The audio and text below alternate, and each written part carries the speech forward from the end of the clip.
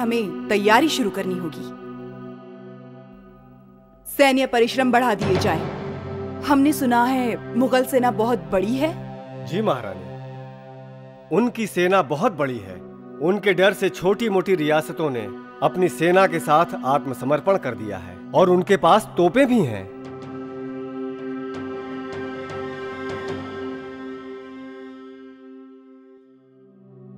सबसे पहले हमें नए सैनिकों की भर्ती शुरू कर देनी चाहिए। महारानी, हम चाहे जितनी तैयारी कर लें, लेकिन तोप के गोलों के आगे भस्म नहीं होंगे।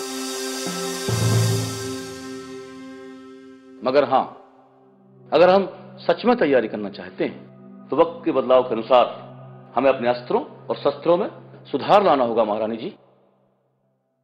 महारानी, हमें तुरंत ही तोपखाने का निर्माण करवाना चाहिए। ठीक है महेश जी। पिताजी कह रहे थे उनके मित्र सुधार सिंह, उन्होंने तोप बनाने में प्रशिक्षण लिया है। क्यों ना हम उनसे सहायता लें? जी महारानी, हम तुरंत ही सुधार सिंह जी के पास संदेशा भिजवाते हैं। ये क्या बकवास कर रहे हो तुम? यदि आपको विश्वास न हो तो आप सुधार सिंह से पूछ लें। सुधार सिंह, क्या यह सच है? जी हां, रानी दुर्गावती का दूत हमारे पास आया था। रानी दुर्गावती हमसे तोपखाना बनवाना चाहती है, इसलिए हमें बुलवाया था, परंतु हम गए नहीं। चंद्रशाह चाहते हैं कि हम पहले आपसे बात कर लें। बहुत खूब, वाह वाह वाह वाह वाह।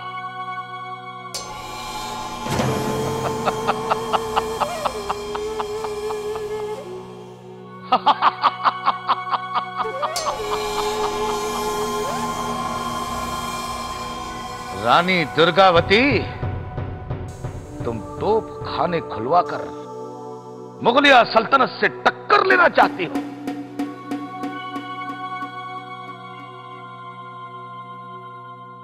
लेकिन तुम्हारा यह ख्वाब महज ख्वाब रहेगा। इसकी ताबीर कुछ और ही होगी। गढ़ा रियासत के पास इतनी धन संपदा है कि आप सपने में भी नहीं सोच सकते। गढ़ा रियासत, एक बार, सिर्फ एक बार अगर शहंशाह हामी भर ले तो इस गढ़ा रियासत को मैं अपने पैरों तले रौंद कर रख दूंगा। यदि हम सब एक साथ शहंशाह अकबर के पास जाएं और उन्हें बताएं तो वो अवश्य मान जाएंगे। इंशाअल्लाह। बारगाहे जिल्ले इलाही में कल सुबह हम सब शरीक होंगे।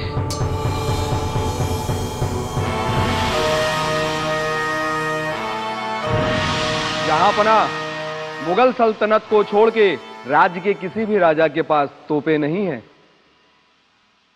जहांपना, ये बात तो सत्य है कि रानी दुर्गावती तोपखाना बनवाकर मुगल सल्तनत की बराबरी करना चाहती हैं। शहंशाह अगर हुक्म करें तो रानी दुर्गावती का सर कलम करके ये आसिफ खान आपके कदमों में डाल दे।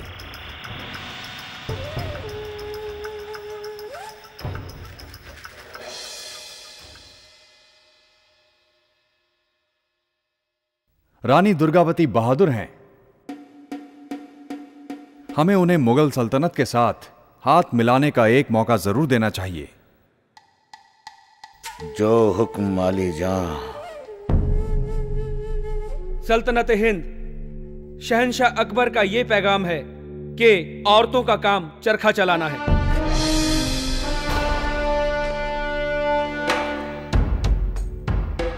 रियासतें संभालना नहीं।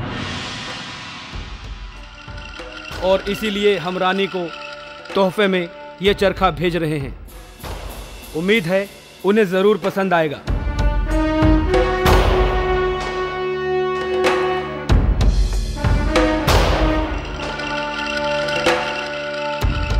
अपने जहांपनाह से कहना, इसका उत्तर हम उन्हें शीघ्र ही देंगे।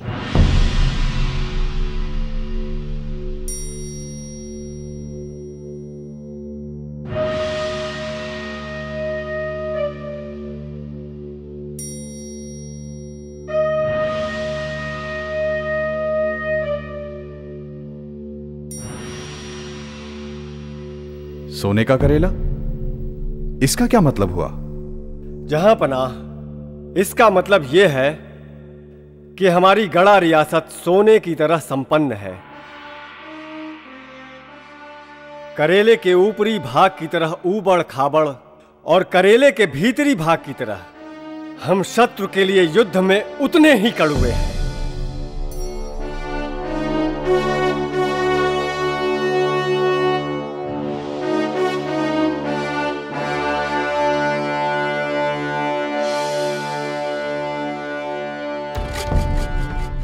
रानी दुर्गावती से कहो कि वो जंग के लिए तैयार रहें। प्रणाम जहांपनाह।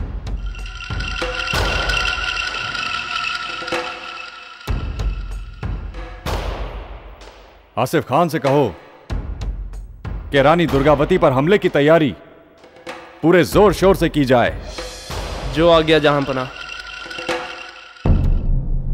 चिंता की बात है कि आसफ खान की सेना दामोह तक पहुंच गई है। उससे बड़ी चिंता की बात यह है कि उनकी सैन्य शक्ति 25,000 की है,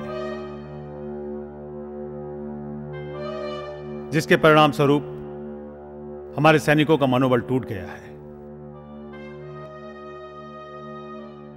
और हमारे अधिकाधिक सैनिक भगोड़े हो गए। अब हमारी सैन्य शक्ति घटकर मात्र 1000 की रह गई है। कहां वो 25,000 और हम केवल 1000। ये युद्ध तो हमारे लिए आत्मघाती होगा महारानी। हम 1000 हो या 100, युद्ध होगा।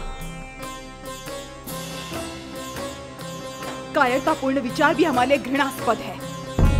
हम अपने प्राण त्याग कर भी अपनी जन्मभूमि की रक्षा करेंगे। क्षमा करें महारानी, इस समय हमें आवेग से अधिक संयम से काम लेना चाहिए। आधार का यह कहना कि इस घड़ी में युद्ध करना आत्मघाती होगा एकदम सत्य है। पीछे हटना इस समय कायरता नहीं, बुद्धिमत्ता होगी और बुद्धि बल से बड़े से बड़ा युद्ध जीता जा सकता है। ठीक है, तब सबसे पहले हमें यह स्थान छोड़कर अपना शिविर गढ़ा के पश्चिमी जंगलों में नरई नामक स्थान में डालना चाहिए, क्योंकि हम उस भूभाग से अपनी हथेली की रेखाओं की तरह परिचित हैं, किंतु शत्रु पक्ष नहीं। इससे हमें युद्ध नीति बनाने का और सैन्य शक्ति को पुनर्गठित करने का समय मिलेगा। आसपास की सभी छोटी बड़ी रियासतों को संदेशा भिजवा दिया जाए। हमें शीघ्र यहां से प्रस्थान करना होगा।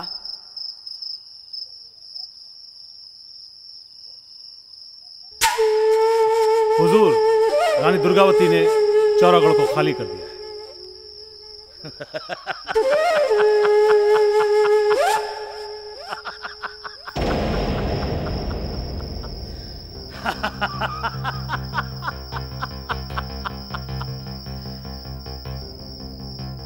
आसिफ खान का खौफ ही काफी है बुज़दिलों को भगाने के लिए।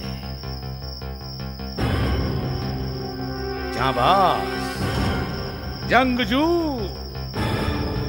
रानी दुर्गावती मैदाने जंग छोड़कर भाग गई। यही वक्त है इन्हें इनकी औकात जताने का, नेस्त तो नाबूद कर देने का। आदिल खान, जाओ और फौज को हमले के लिए तैयार करो।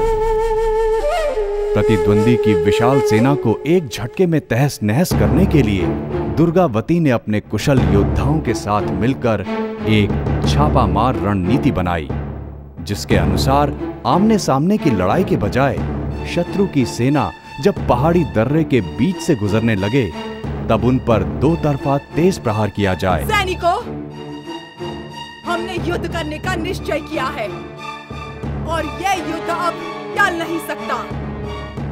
अपनी मातृभूमि की रक्षा करने के लिए हम अपने प्राणों की आहुति देने से पीछे नहीं हटेंगे और इस कार्य के लिए हम अपने हर योद्धा का आह्वान करते हैं। हर वीर का कर्तव्य है कि वो अपनी मातृभूमि के लिए शस्त्र उठाए और शत्रुओं का नाश करे। जीत या वीर गति। जय बड़ादेव! जय बड़ादेव! जय बड़ादेव! जय बड़ादेव! हम शत्रुओं पे तब तक वार नहीं करेंगे जब तक कि वो घाटी में प्रवेश न करें। जय बड़ादेव! जय बड़ादेव! रुक जाओ, शत्रु को आगे आने दो।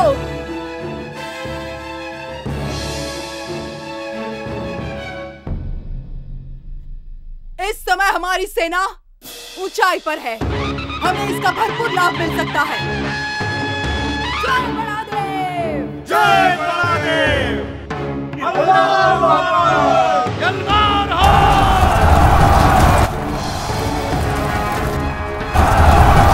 आक्रमण!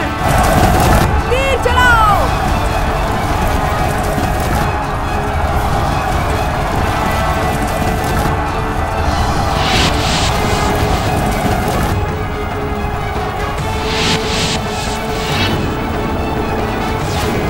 दुर्गावती ने यही किया। इस रणनीति से चारों ओर से फंस चुकी शत्रु की सेना पलक झपकते ही त्राहिमाम कर उठी।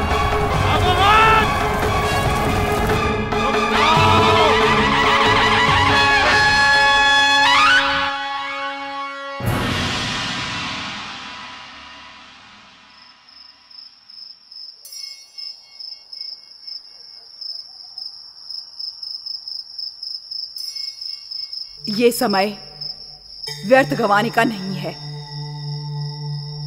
समझदारी इसी में है कि शत्रुओं के संगठित होने से पहले हमें उन पर आक्रमण कर देना चाहिए। क्षमा करें रानी साहब, युद्ध समाप्ति का शंखनाद हो चुका है। सूर्यास्त के पश्चात युद्ध करना युद्ध नियमों के विरुद्ध है। परिस्थितियों को देख के नियम बदले जाते हैं और समझदारी इसी में है कि शत्रु पुनः गठित होकर हम पर आक्रमण करे, इससे पहले हमें उन पर आक्रमण करना चाहिए। क्षमा चाहता हूं महारानी, ये शास्त्रों के अनुकूल नहीं है। महाभारत काल से ही सूर्यास्त के पश्चात युद्ध वर्जित है। युद्ध में नियमों का क्या स्थान? युद्ध तो विनाशकारी है और ऐसे विनाश का शास्त्रों से क्या संबंध? आसिफ खान की शिकस्त रानी दुर्गावती तुम्हारे खात्मे का आगाज है।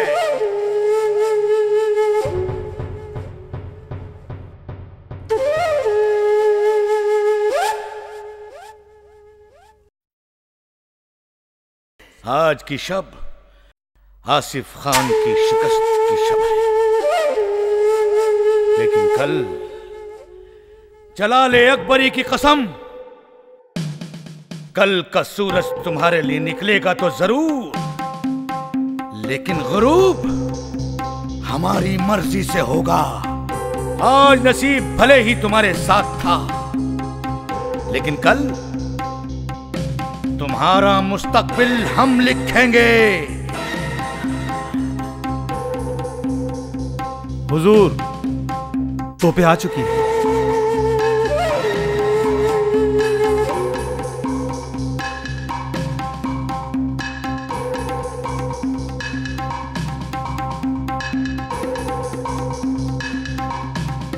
कल जब तोप के दहाने तुम पर खुलेंगे तो वो तुम्हारी जमीन तंग कर देंगे। रानी दुर्गावती, न तुम्हें भागने को राह मिलेगी और न छुपने को जमीन। अब तुम्हारा सर जलालुद्दीन मोहम्मद अकबर के कदमों में होगा।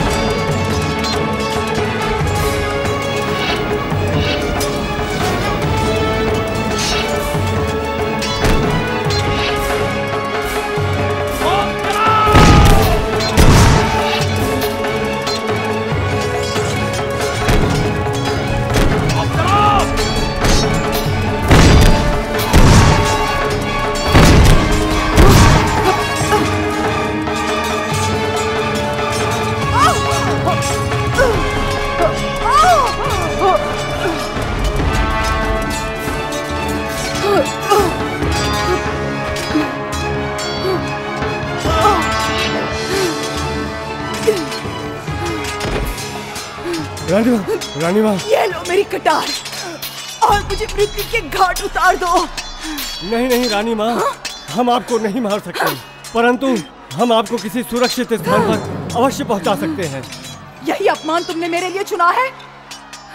रणभूमि छोड़ के मैं नहीं जाऊंगी, परंतु मैं अपने प्राण स्वयं ले लूंगी।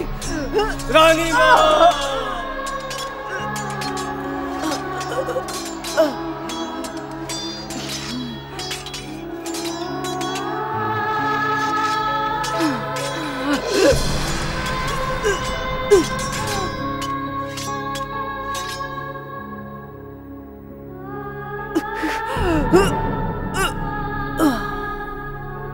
परजन हिताय के लिए बलिदानों की वेदी के शिखर पर आरूढ़ रानी दुर्गावती का व्यक्तित्व एक ऐसी आदर्श वीरांगना का व्यक्तित्व है जिस पर राट महोबा या गढ़ा राज्य को ही नहीं बल्कि पूरे देश को गर्व है। बलिदानों की इस महान देवी रानी दुर्गावती के आदर्शों को अतीत ने कोटि कोटि नमन किया, वर्तमान कोटि कोटि नमन करता है और भविष्य कोटि कोटि नमन करेगा।